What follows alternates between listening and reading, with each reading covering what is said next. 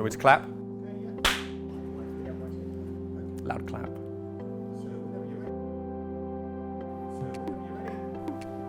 Cracking. Chris, thank you so much for joining me on Headstrong. Pleasure. Good to see you. And you? You've retired now, and now you're over here, having spent some time on the West Coast in America. What's that transition been like in the joyful British weather? You know what, like, America was really good for me. Just mentally having a little bit of a break from rugby in England, Southwest London in particular, where I've kind of lived my whole life. So to go over there where not much is known about rugby, it was very much about the lifestyle. Like, the rugby's very much got a bit of a way to go. But I was 5 minutes from the beach, and the ocean's always been a massive escape for me mentally. Just to be able to go and sit down there, instead of sitting in an ice bar for 10 minutes, you're sitting down on the beach, your little one's playing, you're popping in the water, there's dolphins swimming past. It was that kind of thing. And then to come back here, and you ask any professional, whatever sport or industry they've been in, and to then go into something new, and it's always a massive challenge because we've only ever wanted to play rugby. And myself, since a young age, you've only ever thought about it. And you get to about 30 years old and everyone says, so what are you going to do next? So what's next? And yeah, for myself, I've gone into the wine industry and the insurance business, and I do a bit of media and a bit of this. And it was definitely a balancing act. And it took a little bit of time to get used to it. And I retired officially in kind of June time. I dislocated my shoulder 3 times in the last 18 months. So that was a massive kind of ending. And it kind of really kind of thought, you know what, that's a mark. And I was lucky that I played to 36. I didn't have to retire at 26 because of injury. I got to play and captain my country, and the club I'd always loved, and I've got to travel all around the world. So look, I can't look back with too kind of tough memories, but the biggest thing is, and what people will always say is, you can't compare it to rugby. You can't compare it to running out in front of 80,000 people, to playing in front of 15,000 people, and the cheers go when you score a try, because it's different. And unfortunately, the hardest bit is saying, look, unfortunately that chapter of my life was brilliant, but it's over. It's not to say you can't have enjoyment and success and fulfillment in other walks of life, but you can't compare it. And I think the people and the players who I'm speaking to that really struggle always try to look for that gap. And look, I speak to a lot of players who are further down this path than I am, who are retired 10 years before me. And I say, how long does it take you to be happy and find out where you want to be? And a lot of them say kind of 5 to 10 years. Because most people come out of university, they bounce around a bit, they try this job, try that job, it doesn't work. We're kind of doing that 15 years later, when you're in a different walk of life, when you've got kids, when you've got mortgages, when maybe you're a bit well known in the industry, all that kind of stuff. So, you know what, it's been a balancing act for sure. There have definitely been times when it's got too much for me. But I'm slowly finding my feet in it now. Yeah, I think what you touched on was really interesting about that lifestyle transition when you went from the UK over to America, and just that difference of going to the beach, having that self-care.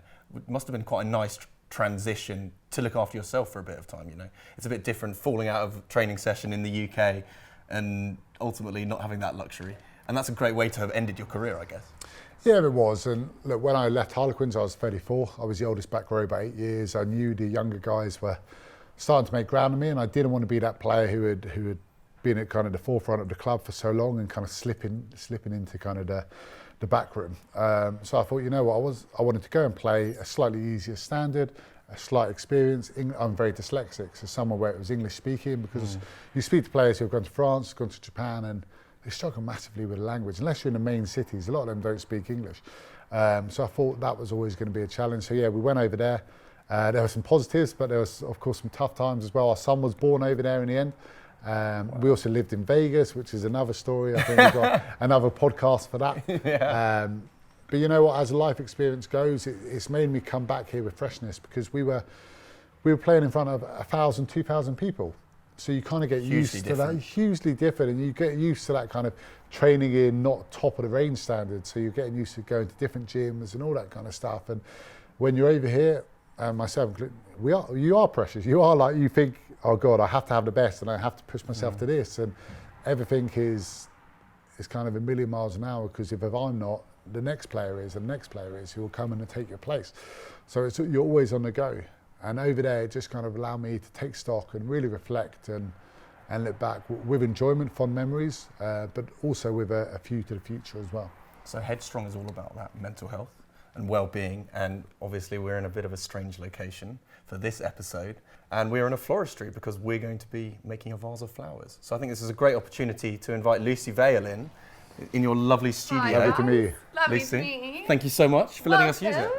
Well, this is great fun. I'm going to teach you exactly how to make an amazing vase of flowers. We're So super now, excited. for Mother's Day, you can create something fantastic, or maybe not. Well, I mean, it's perfect. My mum loves floristry and stuff like that. She tells me one thing about it: always do it in odd numbers. Is that Well, true? exactly. Cleverly. Have you been getting tips already? But that's it. No, I mean, the rest of it, I go to a florist and just say, you know what, just give me something nice. I want it to be orange or red or roses or something. Well, look, we're going to need some serious tuition. Well, I'm speaking from myself. I am as well, actually. yeah. So, Lucy, can you explain to us how to make a good vase Yeah, of flowers, perfect. please? Okay, so first of all, we've got these vases, which I kind of think, you could get anywhere. So I think, for your mum or your wife, this is a good place to start. So what I always say is I would use your foliage first, and I'm going to snip off these bits because you basically want to have. Of course, you're doing clean- Chris's vase. I'll say I've made it take when it I get out. home. I'm going to take it out. Okay, But good. also, I think we should do a bit of a competition. Yeah, Don't definitely. you think? Okay. Nothing like a seeing healthy as, competition. Yeah, I know, we're in yeah. sport. Get a competitive spirit. Yeah, going and all exactly. that. Got to Yeah. get a bit of competition. All right. So- It's a good way to ruin a Tuesday evening. So what I would do with this is you basically want to create a crisscross first. So you go like that. So cross it, Okay. one that way, and you use like the lip of the vase to sort of hold it in place. Okay. And then you get another bit of foliage. So I actually think you probably just need I always actually, when I go to a florist, get annoyed when they put too much foliage in. Really? Yeah. Okay. I'm like, I want the expensive stuff. Yeah, like, yeah. Same price. I know. Don't buff it up with Well, this. I want a flower. in Are that you just case, going you got to pure go flowers? for all the I'm flowers. like, this is my £30 budget, but I want all the roses. Don't Yeah, nice. Thing is, though, I've got to say, if you go straight in with flowers, it's going to be a bit more difficult to make okay. it. So I'd do this first, and then How are you at see. listening? Or you know what? You just go for all the flowers and see what happens. Well, yeah. We'll So see. basically, what I'm doing here is I just cross it. So one there and one there. Okay, Cross great. it, and then you can put however many flowers you want. A lot of these flowers are actually what we've used from an event recently, so you can literally go wild. Okay. Use as many as you want. All right. Then the more you use, the more you can take home. Perfect, yeah. Thank you so much, Lucy. And basically, there's no. I always say go in with the foliage, then the big blooms, and then these smaller ones to fill in the gaps. But I actually don't want to give you guys I know, too I thought you were much doing that. advice. All right. I just think let's see what happens. That's it. So good luck. Thank Thank you so you. much. Thank you. No worries. I'm gonna I'm take going them to take out. this out. Right. Perfect. Perfect. It's all yours. You ready? Thank you, yeah. Do you and Camilla have flowers at home? Sometimes. Are you a Sometimes romantic? No, I'm probably not as romantic as I'd like to be or think I am. Yeah. But yeah, I get flowers every now and then. Right. I think it's a nice little surprise. Yeah. And normally, when we used to live in Wandsworth, we had a place literally by the station as you kind of came out. So next to my hairdresser as well. So I'd always pop in there and have a nice relationship with them. They do me a good deal. Yeah, absolutely. You always get brownie points going home to the mother or the partner with flowers. It's always a good bet. The reason we're doing this, of course, is because it's good for the mental health, and it's kind of what I'm trying to call therapeutic. And I'm hoping this isn't going to be too stressful with this healthy competition that we've got going. But what I really want to talk about is going back to your childhood, if we can, first and foremost, because you've been dealt your fair share of challenges in your life, it's fair to say. And you experienced the loss of a parent very, very young. And going through that trauma can be immensely challenging. So how old were you when you very sadly lost one of your parents? Sorry. Yeah, look, it was hugely tough. I was 5 years old. My older brother was 7. My little one was 3. And yeah, my father died of a heart attack suddenly at the age of 40. My mum was actually away with my little brother at the time. So yeah, look, it was devastating, and kind of as a young boy, you don't really know how to deal with it. Everyone's sad and all that kind of stuff, but you don't really understand. And I was definitely that. I was I was quite angry and frustrated, and probably didn't know how to deal with it in a best possible way, which was extremely tough. And sport was a massive channel for me in terms of allowing me to get out that kind of aggression in the right way and tying me out and giving me control and structure and all that kind of stuff. But yeah, look, it was horrendous. And you see young kids who lose parents now, and it's extremely tough. I'm so grateful for everything my mum did for me and my brothers to give us the opportunities we have had, and to try and repay her like that. But no, it was a tough time for sure. I've spoken to Andrew Strauss quite a lot, and obviously he runs the Ruth Strauss Foundation. And I think just from a grief perspective and preparing someone for the loss of a parent, that's amazing. And at the age of 5, as you say, you probably didn't quite fully understand, and it's so difficult to comprehend those emotions. But on the second part of that, it's probably where your first, subconsciously, you didn't realise your first team came from, is that you're bringing your family together and uniting in such a way that you can support each other, you know? Yeah, I think so. And like you said, you speak to Andrew and stuff, and his kids are at a different age, and other people, and I think it affects all children differently, because they're, especially at such a young age, they're all in such a different developmental stage.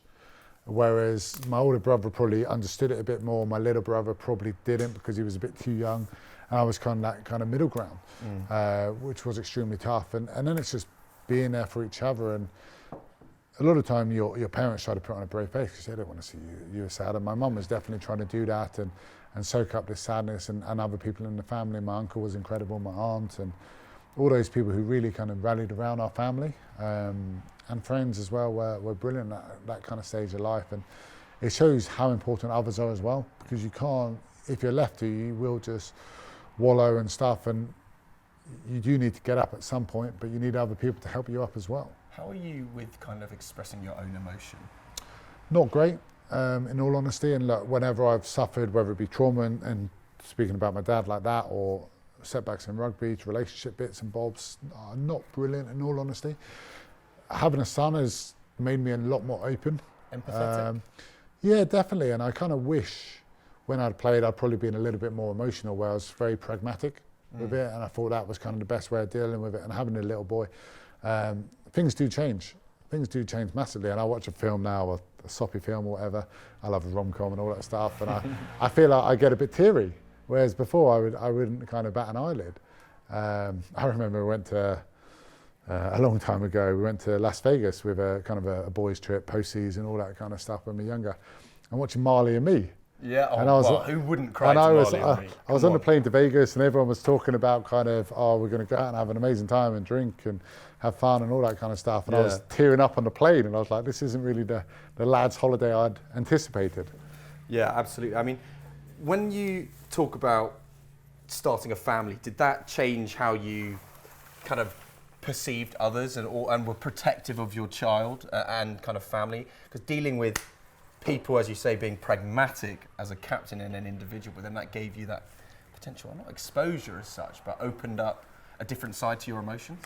Yeah, definitely. And look, with England, you're away a lot. You're in camp for probably 4 or 5 months of the year. Yeah. And there are definitely players we hear of, the likes of Joe Marler, who have given up on international at certain points because they want to spend time with the family. And at a time, it was just me and Camilla, and I think when it's kind of 2 of you, you're a bit stronger like that. And I probably didn't appreciate how much of a struggle it was for the guys who did have kids, who were away for those long periods of time, potentially not going home for a couple of weeks at a time, seeing their kids kind of the odd Sunday after a game for a couple of hours, and then they were kind of going home. And I probably didn't really appreciate that and what that was like on the players. But in reflection, these are the kind of things you look back on your career and think, yeah, I could have done this differently or learned from this situation. How important was sport for you growing up then, in terms of what that gave to you? Because you said that you were dyslexic at school, and so was that a form of escape, or was it just where you felt comfortable? No, it was my escape. All sport was. I was very a sport as a kid. I wanted to play any sport possible, and I did. Like I said, I was dyslexic, and I had to do extra classes in break times and after school and all that kind of stuff. And sport was a place I got confidence. It gave me that kind of friends and social abilities, and it was something I was good at. So it allowed me to go back into the classroom and work a little bit harder, because all of a sudden I had a bit more confidence and all that. So that was huge. And then kind of as I got a bit older, got a little bit better, it became a bit more and more. So it has always been the escape. Even in good times, tough times, for me, I've always wanted to be on a pitch. As I got older and bigger, rugby was that pitch. And I always say, like, when you're a kid, you only ever want to play rugby. For England, you want to play in the big stadiums against the best sides in the world. What you don't realise is when you do that, you have media, you have appearances, you have sponsors, you have the old guard, all that kind of stuff that you have to go and see. But when you play at Twickenham for 100 minutes, you get to live out that fantasy, that incredible moment. That's what you live for, right? Because 5 minutes after that, or less, a minute after that, you have a camera in your face, you then have to do your recovery, you then have to go to the sponsors, you might see your family, then you have to go to a do and all that kind of stuff, and it all kind of adds up, and the wheel starts again, and it's recovery, and it just goes. But for those 100 minutes, you get to do what you love, and for me, that was the escape. And look, you get to do some incredible things. Like I said, it's taken me all around the world, had amazing experiences on and off the field, but you always want more. You always want more, and you look back, and whoever can bottle that feeling to say, you know what, you'll have that feeling of running out in front of 80,000 people and singing the national anthem. It really is incredible. Yeah, absolutely. And what would you give up to do it one more time? No shoulder injuries. Maybe my floral skills. Yeah, my bouquet could go.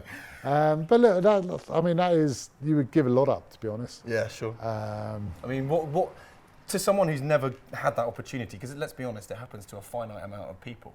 What can you compare it to? That emotion, that feeling of standing there singing that national anthem, you as a captain representing your country, but you are the beacon of, rugby hope, dare I say. You know what I mean? Yeah, I remember kind of Jason Leonard, we used to have players come in, former players come in and speak to us. Jason Leonard, one of England's most capped men, and speak to us the night before game, present our shirts, all that kind of stuff. And he literally said, you represent every rugby player in England's aspiring dreams. And it is. And when you have that feeling, it's like, wow. I mean, you've got to try and relax after that, because you've got another 16 hours and you have to your guns. And you have to try and sleep and all that stuff, but you do. Yeah. And it's absolutely incredible to have those moments, and you can't take them lightly. Yeah, no, I completely agree. But also the other thing is, if you overthink it, that's when you play badly, and that's when you're not in the moment. And one of my first games for Harlequins, I remember I was playing with legends of the game, Andrew Mertens and Will Greenwood and Andre Voss, all international players. And I was terrible. It's one of the worst games I've ever had. I was always looking around saying, oh my God, Andrew Mertens just passed me the ball. And Will Greenwood is kind of just rocking over me now. And all that kind of stuff. And you just got to be in the moment. Once that initial feeling was over, I was like, okay, never again. You just got to be in the moment. I mean, captaincy found you at a young age. And I'm intrigued to know what that does in terms of putting even more pressure on you, because you've already got a high intensity job as a rugby player. You've got people looking at you, and you've got to perform at that highest level. And then you're given this extra responsibility of you're representing the team, you're giving team talks, you're talking to the manager about picking the squad. You get all that added pressure, and at such a young age, that can take its toll, surely. Yeah, it can do, and it was, there were definitely times where I did think that, and potentially times I think, you know what, would I have played a little bit more if I hadn't been captain? But the opportunity to captain your country and lead the team out it can't be beaten. It was incredible. And I captained Harlequins at the age of 23, England on my second appearance at the age of 25. And it was, very much learning on the job, very much kind of like, what can we do?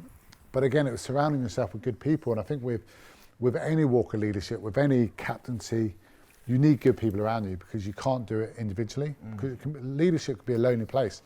There are times when early on in my career, I would have to sit down mates and basically say, look, what the hell were you doing? This was terrible, this was out of character, all that kind of stuff. And they would go to your mates and slag you off and all that kind of stuff. And did you find that difficult?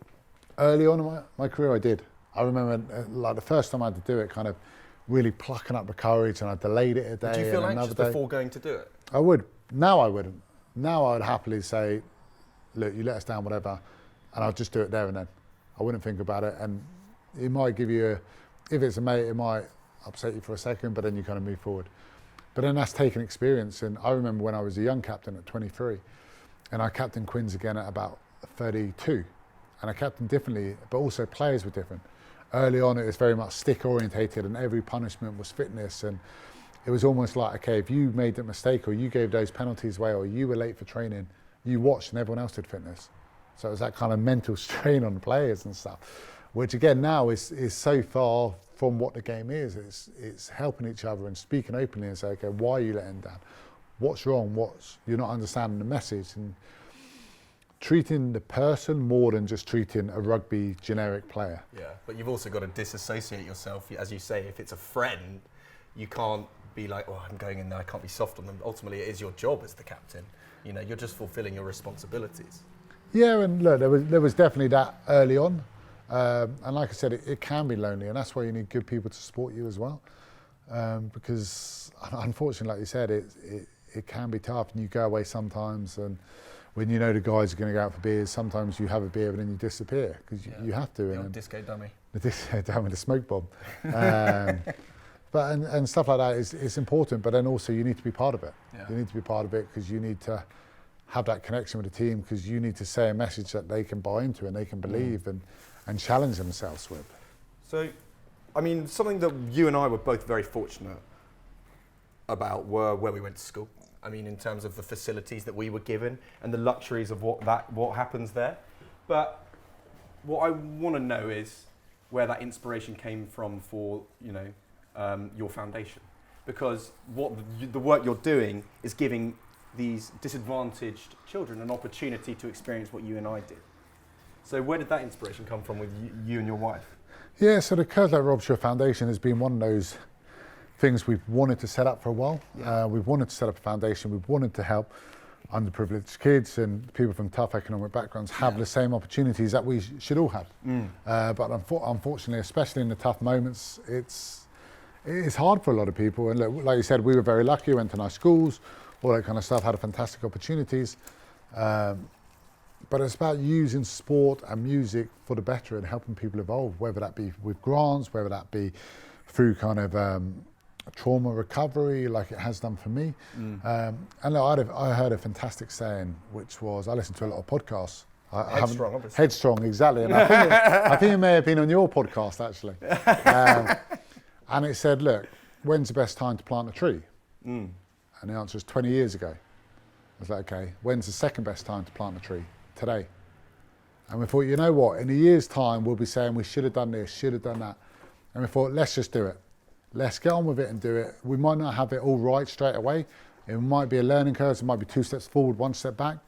But we started and we pulled the pin and we're going to start helping people. And that was the biggest thing that people said to me and Camilla, like, oh, why another foundation? Why another charity?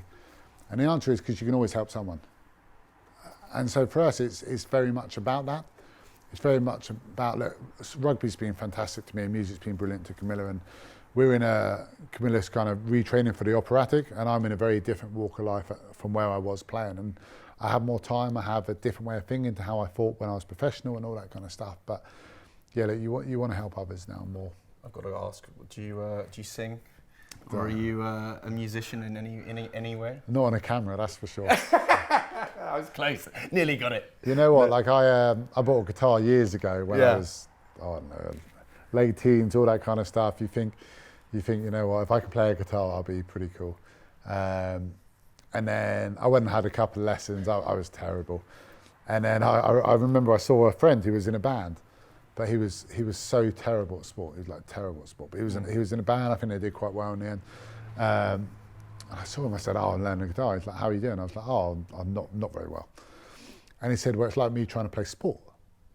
And I pictured him trying to play sport, and I thought, you know what? Right? He would be terrible at it. And I thought, you know what? That's going to be me. That's me in his industry. And literally that moment killed it. But no, look, I'm not a great singer. I'm very tone deaf.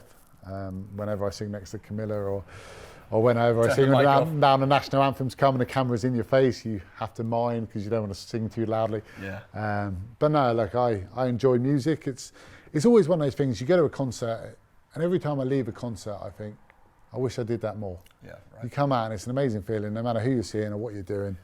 Well, I guess what we're doing here, it's it's therapeutic. I know because I'm rubbish at music as well, but I will happily go sit at a piano for half an hour, and I'll just forget about anything that's going on because I'm so all that matters right now is the piano and what I'm doing. Do you know what I mean? We need an escape. Yeah, and what it is, exactly. and a piano is for you. We got a little dog, take the dog for a walk. Yeah. We used to live near Richmond Park. So just go in there, leave your phone in the car, and just walk and kind of be kind of away from it all. Yeah. And then of course you come back and the world keeps going, doesn't it? But it's important to have those moments. Well, I think that's why it's so good with the foundation, giving those kids the opportunity to ultimately find their identity, because there's that opportunity to. He's going for a big one. Yeah, I know. This is a mistake. Now you're going to the that's the extreme level. No, but it gives that great opportunity to the children to do something that ultimately they might not realise how good they are at something, you know, and also finding their identity. Because I know when I was at school, for example, as an actor, my group of friends I found through drama. You found your group of friends through rugby. People find it through music. So it's actually that extra level. It's not just the foundation. It's not just about the sport. It's about building relationships and friendships. Well, exactly. And my best friends are still people I played with, whether that be as a young boy through to a man. But it's also having that connection with your parents. And for one of the projects we're supporting is a women's refuge in Surrey, where we're supplying Joe Wick-style PE lessons for the kids and the mums to have and work out together and train and have those moments. But also we're supporting the London Youth Choir, where we're not only sponsoring some of the kids, we're paying the mothers who normally couldn't take time off work their hourly wage, so they can go and watch their kids perform and sing, because that's important, because you want those moments. I mean, as a kid, you think when your parents are watching and you score a goal or score a try or something like that, you celebrate. And even when you're a bit older, my parents my mum has followed me to a lot of places, and you always know when your friends are in the crowd and all that kind of stuff, because subconsciously it means a lot to you. And I'm sure I'll get to that stage with my son when he's a bit bigger, and embarrass him on the side. I'll have to be that person. Yeah. No, I don't want to, if he wants to play rugby, it's great, but I'm not going to be that person. No pressure on playing rugby. Like I said, he's a big boy, so I'm sure he'll probably find his way. But again, whatever he wants to do. That's lovely.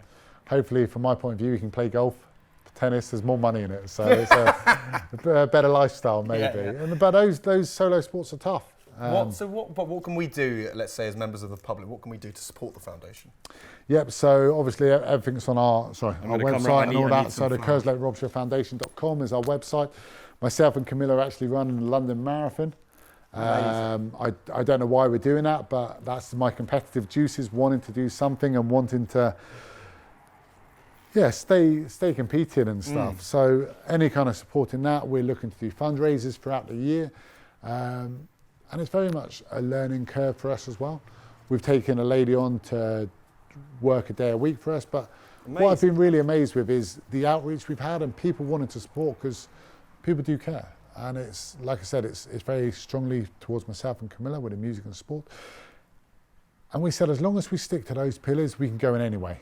So if you know someone who might need a hand or might need a bit of funding or a grant here and there, we want to help. And look, you can't help everyone, but you can definitely help some. And that's definitely our process to try and evolve. And hopefully in 10 years, we want to raise £1 million. And that's our goal. And look, we're only year one, but you've got to shoot for the stars and hopefully you hit some on the way. Well, right? Exactly, yeah. And look, for me, I need a challenge. I'm competitive, and I don't want to be that. I don't want to be that person who's racing his kid and trying to beat his kid at basketball or anything like that, or handing him off in rugby in the garden or in the park and stuff like that. But you've got to have other things that get you out of bed in the morning, and this is definitely helping. I just realised we can use these as well. This is a game changer. I'm gonna scout. I'm just thinking. I'm not gonna lie. I'm gonna say it's not looking good. If I went to a florist, anyway. You got given that £35 for that, I think I might have to give it back. Yeah, it's like. Can I blame my tools? We're going to. But these are beautiful flowers. I won't lie. No, exactly. Absolutely gorgeous.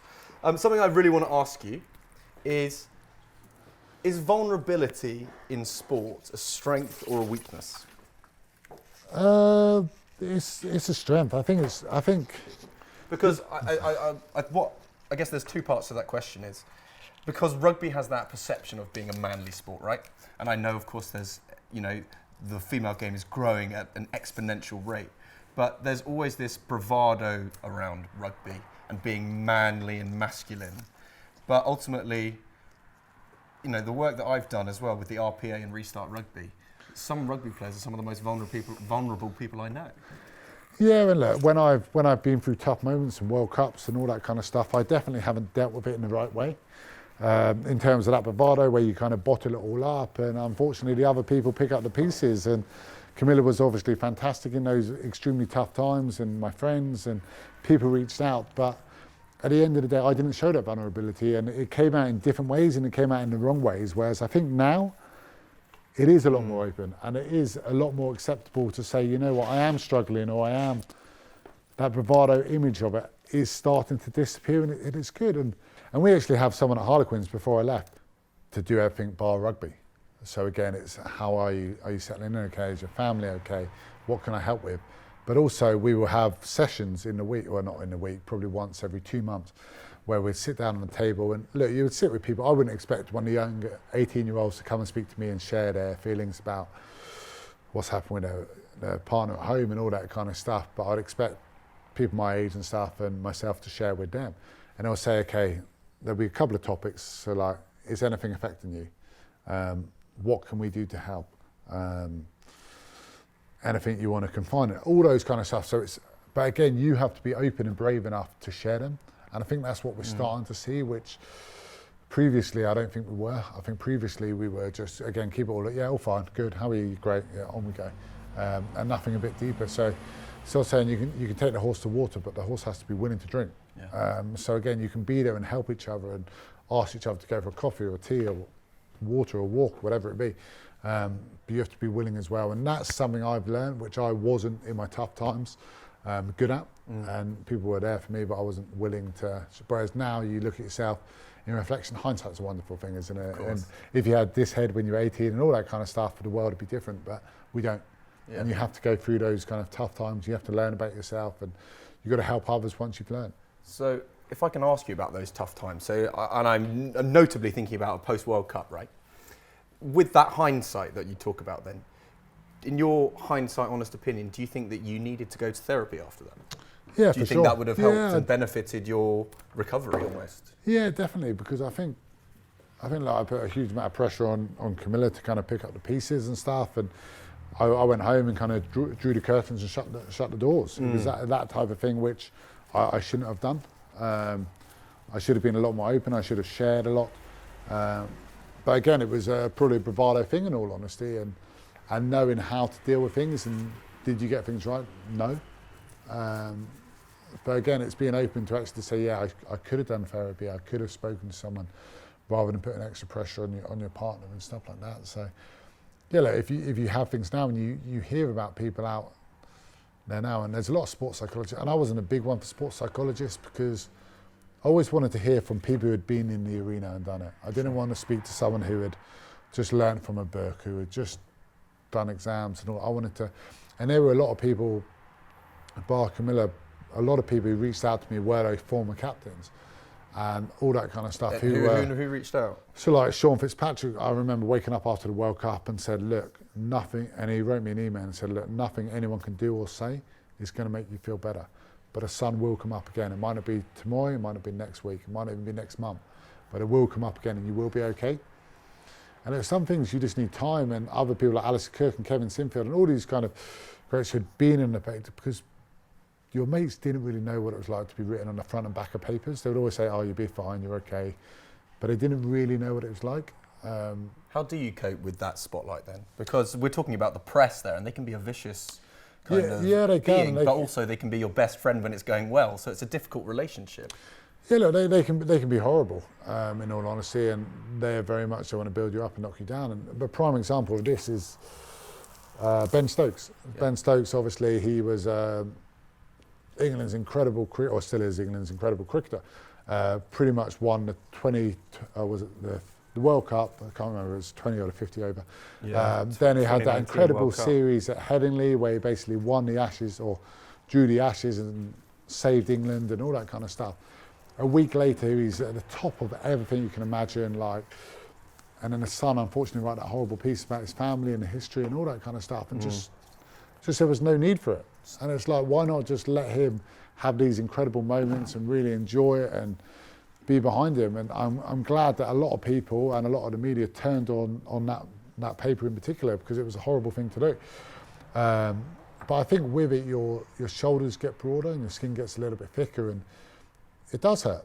And it does hurt. And it's a strange thing, because when you're going through these situations, you feel like you're in a fog, and you feel like everyone's looking at you and you can't see clear.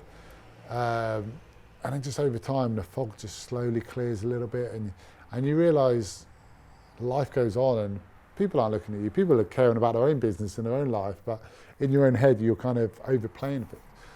But yeah, look, it is tough. It's never nice when you're in these situations, no matter how many times you've been through. But again, it's about now reaching out to other players and say, you know what, I've done this, let's go for a coffee, let's have a tea. Have you reached out to any of, say, the current England team before and said, yeah, look, let me put my shoulder around you? Yeah, I have, and just said, look, let's go have a chat, because you know what it's like. And I don't want to go into names and stuff, but when those moments are there, and I'm grateful that people were there for me, and I'll be forever grateful for that. And it's now trying to help that next generation come through it. So hopefully it softens that blow. I mean, that's your empathy side of it. What's that infrastructural side of it from, England Rugby like? Where's that support now? Because back in 2015, by the sounds of things, yes, there was that infrastructure, but I imagine now it's even better, 8 years on. Yeah, look, it's tough, because when you're in England, everything is England. You're there for 2 months and you eat, sleep, train, do that constantly every night, a couple of days off here and there, but then at the end of the tournament, it's either great, you've won it, or not. You go back to your club, you drop your England bag off, do your washing, get your Quinn's bag, and off to the club you go the next day. And it is quite separate. And then they kind of, sometimes the clubs pick up the pieces a little bit, like the mental side of it in particular. Because again, you're the big players going back to the club, and the club they've been paying you, and you all would be paid well.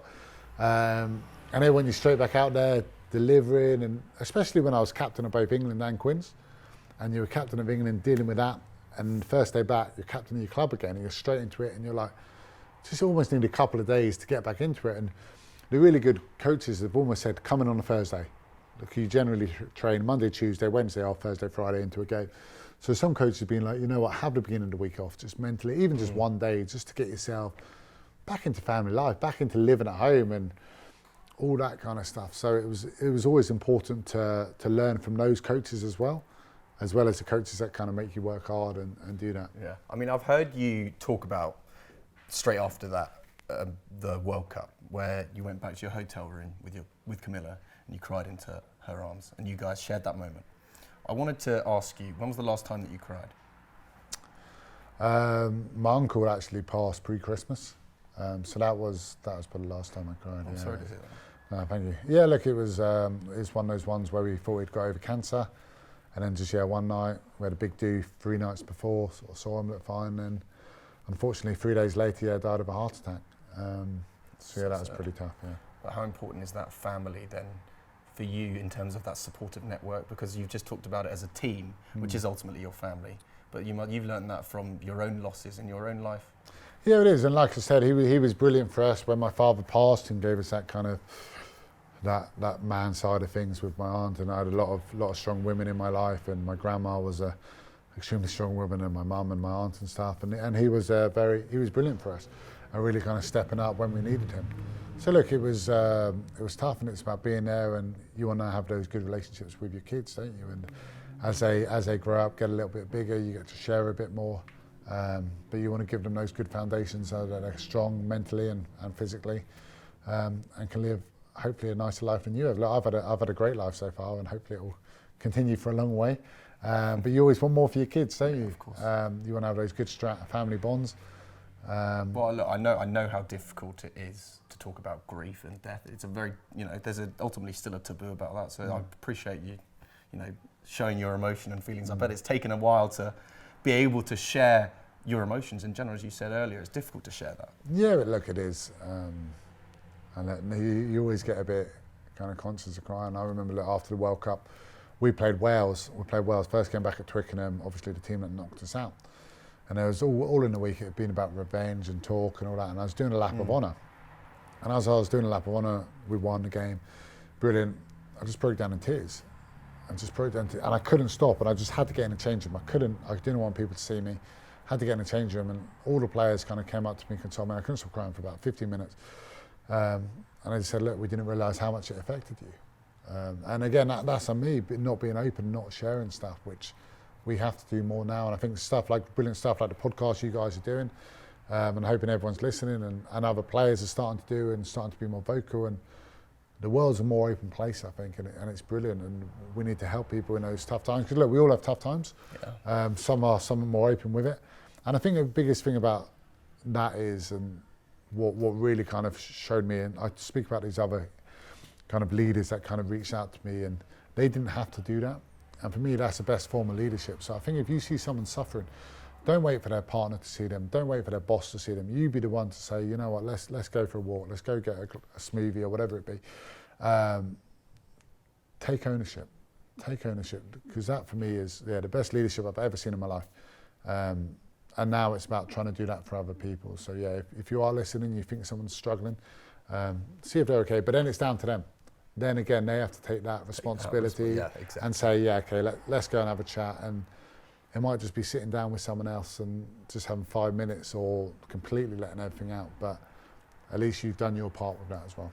What I really enjoy about speaking to people like you and doing this podcast, I'm really lucky to do it, but what I always find is I build this safe space with somebody and we actually have a really authentic, genuine conversation and talking about things that are genuinely meaningful and deep. And I don't want to say that it's like therapy as such, but it's like, you know, it's calming, you know what I mean? So it's a really nice atmosphere. Yeah, look, I think listening to podcasts like these, I listen to a lot of podcasts, sports stuff, all that. And I think I'll read autobiographies and stuff. And I always think if you can learn one thing from it, it's been a success. But then whatever it is, put it into your mould.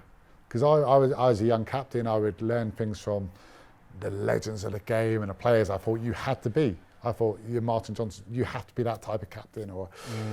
But it's not, you've got to learn it and put it into your own mould. And stuff like this is, you generally take one or two things away. So take them, but do it in your way. Because I remember trying things and being laughed out of a room because it wasn't authentic.